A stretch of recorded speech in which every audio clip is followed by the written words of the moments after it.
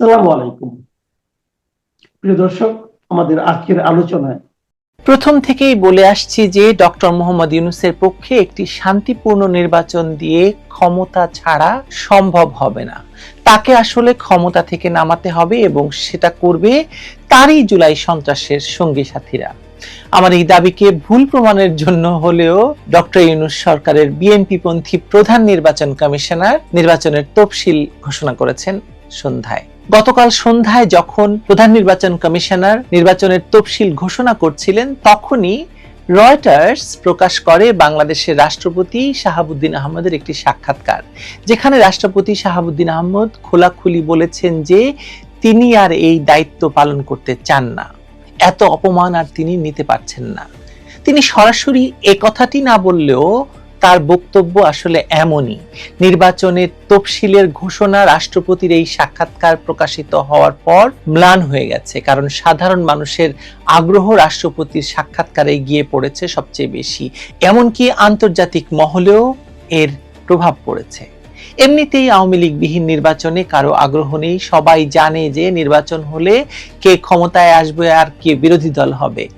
এরকম আগে থেকেই জানাশোনার নির্বাচনে মানুষের আগ্রহ থাকার কোনো কারণ নেই, যেমন ছিল না আওয়ামী লীগের আমলে হওয়া নির্বাচনগুলিতেও।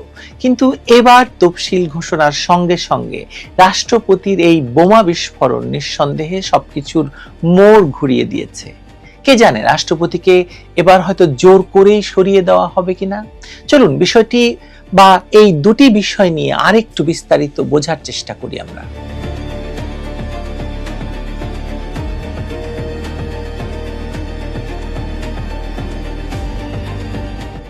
বাংলাদেশের রাজনীতিতে কখনোই ঘটনা প্রবাহ আলাদা আলাদা স্রোত নিয়ে চলে না। একটির সঙ্গে আরেকটি ঘটনা খুব জড়িত থাকে। ছোট বা বড় প্রতিটি সংকেত একে অন্যকে হয় গতি দেয়, না হলে ম্রিয়মান করে দেয়, অর্থাৎ কম বেশি একে অন্যের উপর প্রভাব ফেলে, গতি বদলে দেয়। তফসিল ঘোষণার দিনই রাষ্ট্রপতির বিস্ফোরক সাক্ষাৎকার প্রকাশ হওয়া সেই ধরনের একটি মুহূর্ত, যাকে কাকতালও বলা যাবে না, আবার বলা যাবে না যে একটির সঙ্গে আরেকটির কোনো সম্পর্ক নেই। আপনারা কি বুঝতে পারছেন যে একটি অবৈধ সরকারের অবৈধ প্রধানের ইচ্ছা অনুযায়ী অবৈধ নির্বাচন কমিশন একটি নীল নকশার নির্বাচনের তফসিল ঘোষণা করার পর যখন রাষ্ট্রপতি বলেন যে তিনি আর এই পদে থাকতে চান না, তাহলে গোটা রাষ্ট্র পরিচালনাটাই যে অবৈধ সেটা প্রমাণিত হয় কিনা? এখানে যা ঘটছে সেটাকে বুঝতে হলে দুটি সমান্তরাল বাস্তবতাকে পাশাপাশি ধরে দেখতে হবে আমাদের। একদিকে নির্বাচন আয়োজনের ঘোষণা, অন্যদিকে রাষ্ট্রপ্রধানের অস্বস্তি এবং স্পষ্ট অসন্তোষ। এই দুই বাস্তবতা একই দিনে সংঘর্ষে এসে যে বিরাট ঘটনা তৈরি করেছে তার রাজনৈতিক অর্থ পাঠ করার জন্য আমাদের প্রথমেই বুঝতে হবে যে রাষ্ট্রপতি অনেকদিন আগেই বলে দিয়েছেন যে প্রধানমন্ত্রী শেখ হাসিনার পদত্যাগপত্র তার হাতে নেই। ফলে এই সরকার অবৈধ এবং এই সরকারের অধীনে হওয়া নির্বাচনকেও কোনোভাবে বৈধতা দেওয়ার কারবারে রাষ্ট্রপতি আসলে থাকতে চান না। সেজন্য তিনি আগে ভাগে জানিয়ে দিলেন এবং সেদিনই জানালেন যেদিন তফসিল ঘোষণা হচ্ছে। দেখুন, এই তফসিলকে অকার্যকর এবং এই তফসিলকে ভয়াবহ করে ফেলেছে ডক্টর ইউনূস নিজেই। তার দুই ছাত্র উপদেষ্টা তফসিল ঘোষণার আগেই তারা ঘোষণা দিয়ে বসে আছে তারা নির্বাচনে অংশ নেবে এবং ক্ষমতায় থাকা অবস্থায় তারা নির্বাচনে অংশ নেওয়ার জন্য নানা কাজ কারবার করেছে। সুতরাং তফসিল ঘোষণাটা আসলে এক ধরনের নাটক ছাড়া আর কিছু তো নয়। তফসিল ঘোষণার মাধ্যমে ইউনূস সরকারের লক্ষ্যটা কিন্তু স্পষ্ট, যে আন্তর্জাতিক চাপের সামনে একটি সাংবিধানিক রূপরেখা দাঁড় করানো, যেখানে দেখানো যে দেশ নির্বাচনের পথে এগোচ্ছে এবং প্রশাসন এখন নিয়মতান্ত্রিক কাঠামো মেনে কার্যক্রম চালাচ্ছে। কিন্তু এই ঘোষণার মধ্যেই যে বিতর্কটি অদৃশ্যভাবে লেগে আছে তা হলো প্রধান রাজনৈতিক শক্তি আওয়ামী লীগকে নিষিদ্ধ রাখার সিদ্ধান্ত, যা নির্বাচনের প্রতিযোগিতা এবং বৈধতা দুটোকেই প্রশ্নের মুখে ঠেলে দিচ্ছে। আন্তর্জাতিক মিডিয়ায় এই তফসিল ঘোষণার পরে যেসব প্রতিবেদন প্রকাশিত হয়েছে তার প্রায় প্রতিটি প্রতিবেদনে এই বিষয়টি সবচেয়ে বেশি গুরুত্ব পেয়েছে। আওয়ামী লীগকে নির্বাচনের বাইরে রাখা, দেশের সবচেয়ে বড় রাজনৈতিক দলকে নির্বাচনের বাইরে রাখা, শেখ হাসিনার দলকে নির্বাচনের বাইরে রাখা, মুক্তিযুদ্ধের প্রথম প্রধান শক্তিকে নির্বাচনের বাইরে রাখা, দেশের প্রধান গণতান্ত্রিক রাজনৈতিক দলকে নির্বাচনের বাইরে রাখা, এসবই ছিল হচ্ছে শিরোনাম। গণ অভ্যুত্থান পরবর্তী প্রেক্ষাপটে 1.5 বছর ধরে ক্ষমতায় থাকা সরকার এমন এক নির্বাচনী আয়োজনের দিকে এগোচ্ছে যেখানে বৃহত্তম রাজনৈতিক দল অনুপস্থিত, এবং এই অনুপস্থিতি ভোটার আচরণ থেকে রাজনৈতিক গ্রহণযোগ্যতা, আন্তর্জাতিক গ্রহণযোগ্যতা সবকিছুকেই প্রভাবিত করছে। এটাই ছিল দিনের প্রধান রাজনৈতিক গল্প, এবং এই গল্প দেশের পত্রপত্রিকায় শুধু নয়, মানে দেশের পত্রপত্রিকায় এই আলোচনা হয়নি, কিন্তু বিদেশের পত্রপত্রিকায় প্রকাশিত সংবাদের ভিত্তিতে আমি আপনাদেরকে এই কথা বলতে পারছি। আপনি রয়টার্স থেকে শুরু করে নিউ ইন্ডিয়ান এক্সপ্রেস কিংবা দ্য হিন্দু, সবগুলোর বক্তব্য একেবারে হুবহু এক। আন্তর্জাতিক গণমাধ্যম যখন নির্বাচনের তফসিল নিয়ে এভাবে বলা শেষ করেছে, সঙ্গে সঙ্গে রয়টার্স প্রকাশ করেছে রাষ্ট্রপতি শাহাবুদ্দিন আহমদের সাক্ষাৎকার, যে সাক্ষাৎকারে তিনি শুধু ব্যক্তিগত অসন্তোষ জানাচ্ছেন না, তার বক্তব্যে প্রকাশ পাচ্ছে যে রাষ্ট্রের ভেতর কর্তৃত্বের বিন্যাস বা লাইন অফ অর্ডার ভেঙে পড়েছে। অবৈধ ইউনূস সরকার কোনো কিছুর তোয়াক্কা না করেই দেশ শাসন করছে। দেশের নির্বাহী প্রধান 16 মাসে 14 বার বিদেশ সফর করলেও রাষ্ট্রপ্রধানের সঙ্গে একবারও সাক্ষাৎ করেননি। এটি কেবল একটি প্রোটোকল ভাঙা নয়, বরং রাষ্ট্রের একটি স্তম্ভকে ইচ্ছাকৃতভাবে নিস্তেজ করে দেওয়ার অভিযোগের মতোই, এবং সংবিধানের লঙ্ঘন। তার সাথে যদি যুক্ত করা হয় যে বঙ্গভবনের কার্যক্রম সংকুচিত হওয়ার খবর এবং রাষ্ট্রপতি যে দাবি করেছেন তার প্রেস সেকশনকে বন্ধ করে দেওয়ার অভিযোগ, এগুলো মেলান না, এগুলো বিচ্ছিন্ন প্রশাসনিক ঘটনা নয়, এগুলো রাষ্ট্রের সাংবিধানিক ভারসাম্য নষ্ট হওয়ার একদম স্পষ্ট লক্ষণ। রাষ্ট্র কাঠামোটা ভেঙে পড়েছে, ডক্টর ইউনূস রাষ্ট্র কাঠামোকে ভেঙে তার উপর দাঁড়িয়ে উলঙ্গ নৃত্য করছেন। আমরা প্রশ্ন করতে পারি যে তফসিল ঘোষণার মুহূর্তে তফসিলের চেয়েও এই সাক্ষাৎকারটি কেন এত গুরুত্বপূর্ণ হয়ে উঠল? কারণ রাষ্ট্রপতির বক্তব্য নির্বাচনী প্রক্রিয়াকে কেন্দ্র করে যে বিশ্বাসযোগ্যতা গড়ে তোলার চেষ্টা হচ্ছিল সেটাকে সরাসরি চ্যালেঞ্জ করছে।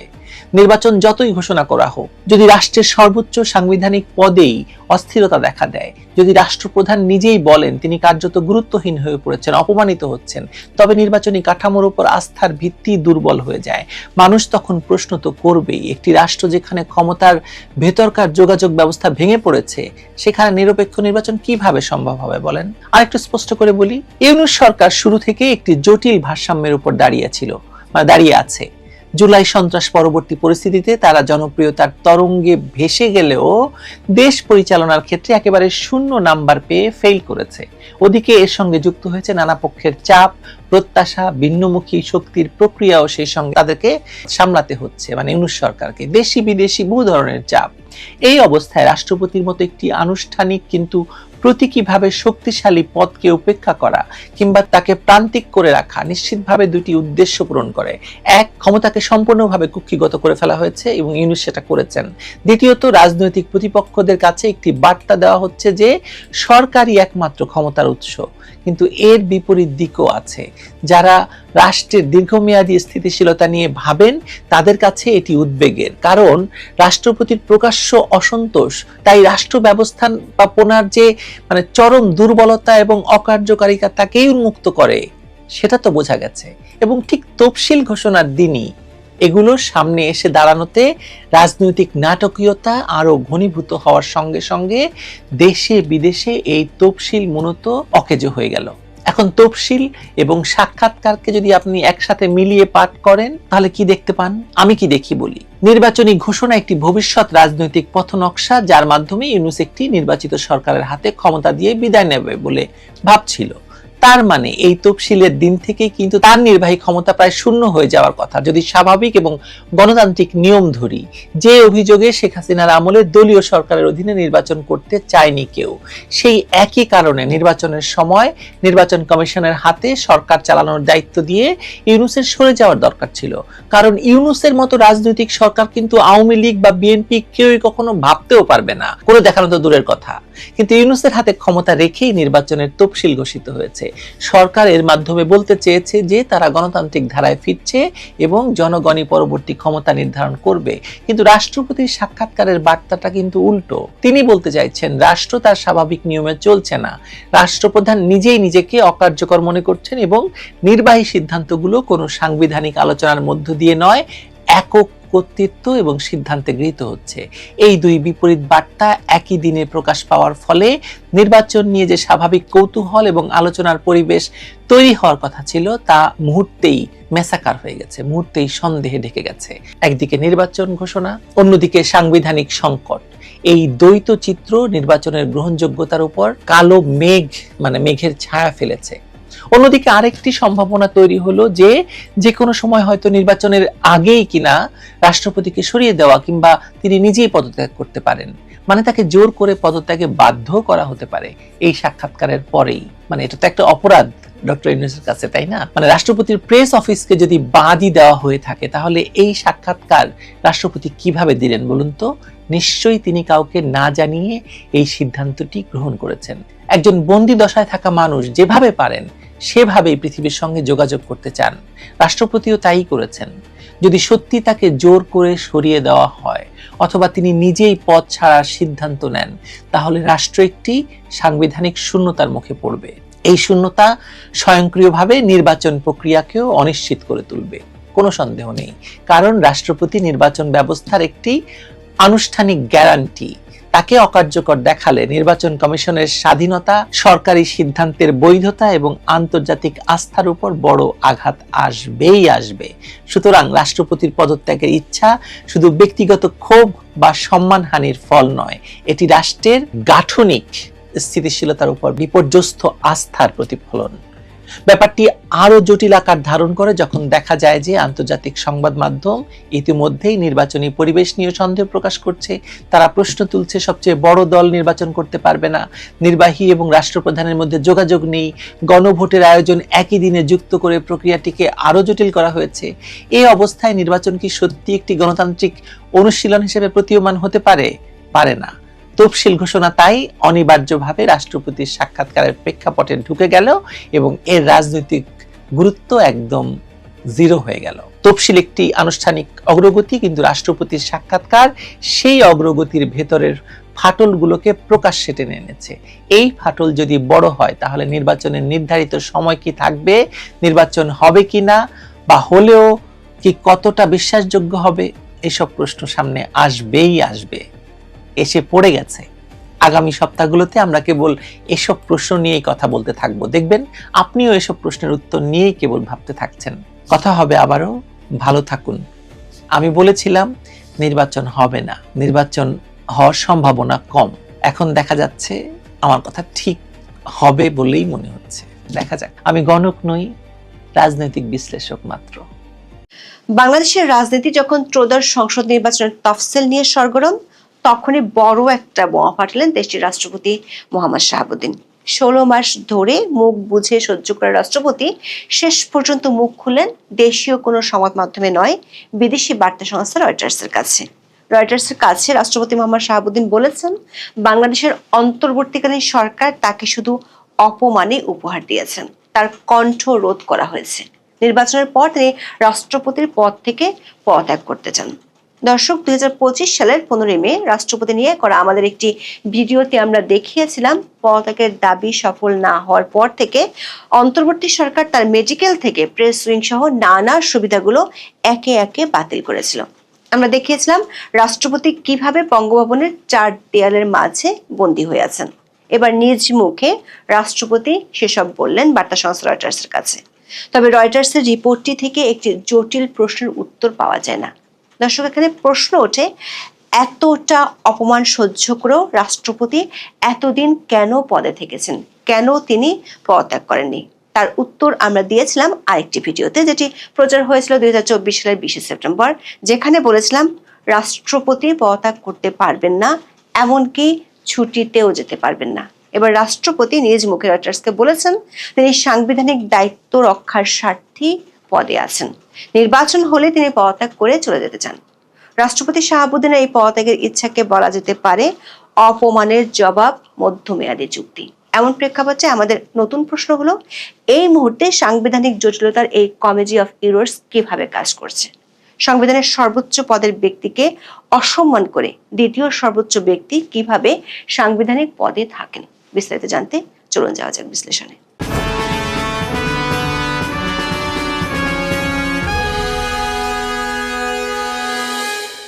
11 ডিসেম্বর সন্ধ্যা 6টায় জাতির উদ্দেশ্যে ভাষণে ত্রয়োদশ জাতীয় সংসদ নির্বাচনের তফসিল ঘোষণা করেন প্রধান নির্বাচন কমিশনার এএমএম নাসির উদ্দিন। তিনি জানিয়েছেন, ত্রয়োদশ জাতীয় সংসদ নির্বাচনে ভোট গ্রহণ করা হবে আগামী 12 ফেব্রুয়ারি। গত 16 মাস ধরে হচ্ছে, হবে, দিচ্ছি, দিব এমন বহু শঙ্কা আর দোলাচলের মধ্যে নির্বাচনের তফসিল নিঃসন্দেহে দেশের মানুষের কাছে ছিল বড় একটি খবর। কিন্তু তার প্রায় 2 ঘন্টা পর বড় একটি বোমা ফাটালো আন্তর্জাতিক সংবাদ মাধ্যম রয়টার্সের এক্সক্লুসিভ খবরটির শিরোনাম হলো, Bangladesh president feeling humiliated wants to step down halfway through term. যার অর্থ হলো, বাংলাদেশের রাষ্ট্রপতি অপমানিত বোধ করেছেন, মেয়াদের মাঝপথে পদত্যাগ করতে চান। বঙ্গভবনে বসে মুখোমুখি কোনো সাক্ষাৎকারে রাষ্ট্রপতি মোহাম্মদ শাহাবুদ্দিন এই সাক্ষাৎকার দেননি। রয়টার্সের সাংবাদিক কৃষ্ণা এন দাসকে হোয়াটসঅ্যাপে এই সাক্ষাৎকার দিয়েছেন, বলেছেন তিনি চলে যেতে চান, তিনি চলে যেতে আগ্রহী। রয়টার্স বলছে, রাষ্ট্রপতি হিসেবে দায়িত্ব নেওয়ার পর থেকে এটি তার প্রথম মিডিয়া সাক্ষাৎকার।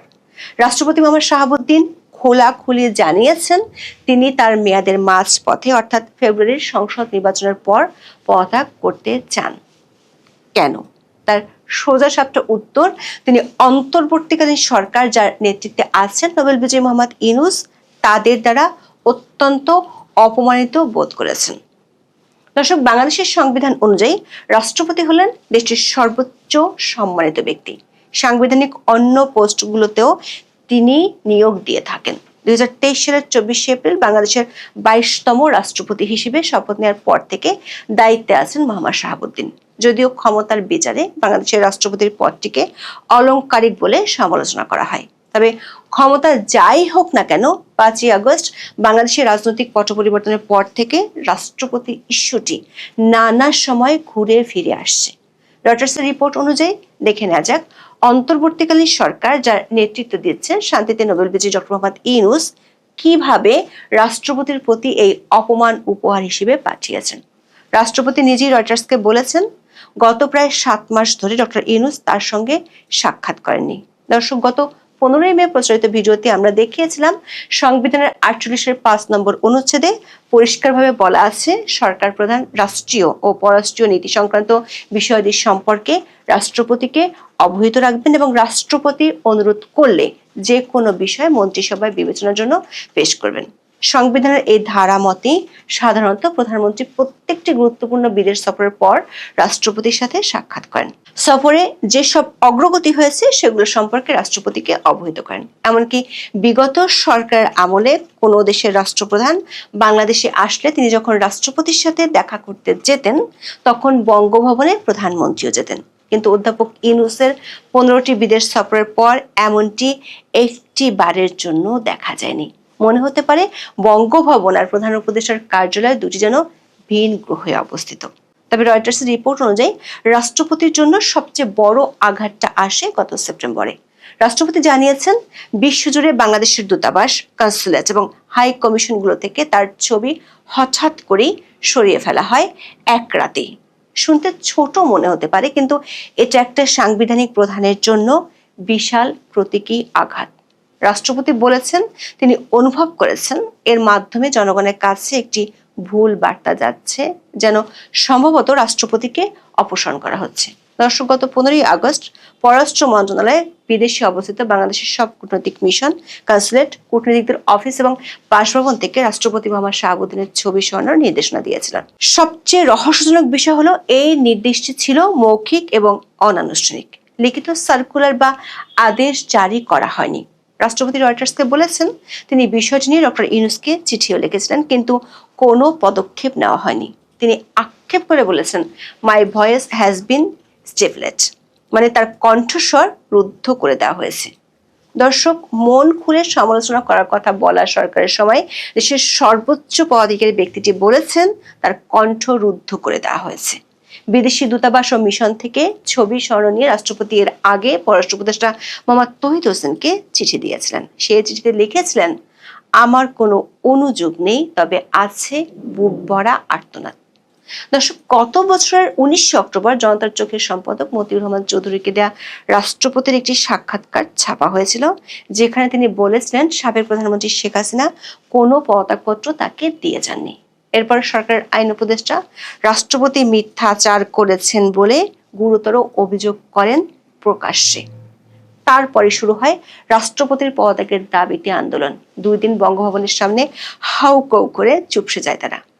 কেন চুপসে যায় সে প্রশ্ন রয়টার্স সরাসরি না করলেও রাষ্ট্রপতির কথায় কিছুটা ইঙ্গিত পাওয়া যায়। রাষ্ট্রপতি বলেছেন তিনি সাংবিধানিকভাবে সশস্ত্র বাহিনীর সর্বাধিনায়ক। সেনাপ্রধান জেনারেল ওয়াকারুজ্জামান তার সাথে নিয়মিত যোগাযোগ রাখছেন, আর জেনারেল ওয়াকার চান দেশ গণতান্ত্রিক ধারায় ফিরে যাক এবং রাজনৈতিক ক্ষমতা দখলের কোনো ইচ্ছাই সেনাপ্রধানের নেই। রাষ্ট্রপতি জানিয়েছেন সাম্প্রতিক মাসগুলোতে কোনো রাজনৈতিক দল তাকে পদত্যাগ করতে বলেনি। দর্শক, আমরা 15 মের ভিডিওতে জানিয়েছিলাম রাষ্ট্রপতির বিরুদ্ধে পদত্যাগের আন্দোলন ব্যর্থ হওয়ার পর সরকারের তরফ থেকে একে একে তার সব সুবিধা কেড়ে নেওয়া হয়, বাদ দেওয়া হয় তার প্রেস উইংকে। রয়টার্সকে দেওয়া সাক্ষাৎকারে এই তথ্য জানিয়েছেন রাষ্ট্রপতিও। চলতি বছরের 29 জানুয়ারির পর থেকে বঙ্গভবনের ওয়েবসাইটে নতুন কোনো ছবি বা তথ্য আপলোড করা হয় না। এমনকি রাষ্ট্রপতি ও তার স্ত্রীর জন্য নির্ধারিত চিকিৎসক সংখ্যাও কমিয়ে দেওয়া হয়েছে। বিদেশে চিকিৎসার জন্য যেতে চাইলে সেটিরও অনুমোদন দেওয়া হয়নি। প্রশ্ন হলো, গত 16 মাসে এতটা অপমানিত বোধ করার পরও কেন মোহাম্মদ শাহাবুদ্দিন পদত্যাগ করেননি? রয়টার্সকে রাষ্ট্রপতি বলেছেন তিনি সাংবিধানিক সংকটে পড়তে চাননি। তিনি বলেছেন নির্বাচন না হওয়া পর্যন্ত তার দায়িত্ব পালন চালিয়ে যাওয়া উচিত। সাংবিধানিকভাবে রাষ্ট্রপতি হওয়ায় তিনি তার অবস্থান ধরে রেখেছেন। দর্শক, এই যে সাংবিধানিক সংকটের কথা বলেছেন, এ কথা আমরা জানিয়েছিলাম গত বছরের 20 সেপ্টেম্বরের ভিডিওতে। বলেছিলাম কেন রাষ্ট্রপতি পদত্যাগ করতে পারবেন না, এমনকি ছুটিতেও যেতে পারবেন না। দর্শক, সংবিধান অনুযায়ী রাষ্ট্রপতি পদত্যাগ করলে রাষ্ট্রপতি হওয়ার কথা স্পিকার। আবার বাংলাদেশের সংবিধান অনুযায়ী রাষ্ট্রপতি স্পিকারের উদ্দেশ্যে স্বাক্ষরযুক্ত পত্র থেকে স্বীয় পদ ত্যাগ করতে পারেন, কিন্তু স্পিকার তো বহু আগেই পদত্যাগপত্র জমা দিয়ে রেখেছেন। যদিও সেই পদত্যাগপত্র নিয়ে আছে বিতর্ক, আবার ডেপুটি স্পিকার আছেন জেলে। রাষ্ট্রপতি ছুটিতেও যেতে পারবেন না কেন, সে প্রশ্নের উত্তর হলো রাষ্ট্রপতি নিজের ছুটি নিজেই মঞ্জুর করেন। সর্বোচ্চ 4 মাসের ছুটি মঞ্জুর করতে পারেন, কিন্তু সেক্ষেত্রে দায়িত্ব দিয়ে যেতে হয় স্পিকারকে। স্পিকারকে জানিয়ে যেতে হয় তিনি ছুটিতে যাচ্ছেন। দর্শক, রয়টার্সের খবরে বলা হচ্ছে রাষ্ট্রপতি এখন চলে যাওয়ার জন্য প্রহর গুনছেন। 12 ফেব্রুয়ারি নির্বাচন হয়ে গেলে তিনি নিতে চান মুক্তির স্বাদ। যদিও বিগত তত্ত্বাবধায়ক সরকারগুলোর আমলে যারা রাষ্ট্রপতি ছিলেন তারা পরবর্তী রাজনৈতিক সরকারের সময় মেয়াদ শেষ করতে পেরেছিলেন। যেমন সবশেষ অধ্যাপক ইয়াজউদ্দিন আহমেদ বিগত আওয়ামী লীগ সরকারের সময় মেয়াদ পূর্ণ করে বিদায় নিয়েছিলেন। কিন্তু বর্তমান রাষ্ট্রপতি মোহাম্মদ শাহাবুদ্দিন নিজেই জানিয়েছেন তিনি মাঝ পথে ইস্তফা দিতে চান। তবে তার আগে বিদেশি সংবাদ মাধ্যমকে দেওয়া রাষ্ট্রপতির এমন মন্তব্যগুলো বাংলাদেশের সংসদীয় গণতন্ত্রের এক গুরুত্বপূর্ণ ঐতিহাসিক দলিল হিসেবে বিবেচিত হবে। এটি অন্তর্বর্তী সরকারের সাংবিধানিক দায়িত্ব পালনের ব্যর্থতার নজিরকে সামনে এনেছে, সাথে রাষ্ট্রের সর্বোচ্চ সাংবিধানিক প্রতিষ্ঠানের মধ্যে ভারসাম্যহীনতাকে তিনি একটি দায়িক প্রমাণ হিসেবে রেখে দিলেন। রয়টার্সের সবশেষ প্রশ্ন ছিল শেখ হাসিনার সাথে রাষ্ট্রপতির যোগাযোগ আছে কিনা। তবে রাষ্ট্রপতি এই প্রশ্নের উত্তর দিতে চাননি। বলেছেন রাষ্ট্রপতি হওয়ার পর থেকে তিনি স্বাধীন কোনো দলের সাথে যুক্ত নন, যদিও বলেছেন গত 16 মাসে তার কণ্ঠ ছিল স্তব্ধ। রাষ্ট্রপতি এসব মন্তব্যের ব্যাপারে রয়টার্স অধ্যাপক ইউনূসের প্রেস সচিবের মন্তব্য জানার চেষ্টা করেও পায়নি। এখন এ পর্যন্ত। সবাই ভালো থাকুন, সুস্থ থাকুন, নিরাপদে থাকুন। দেখা হবে আগামী পর্বে।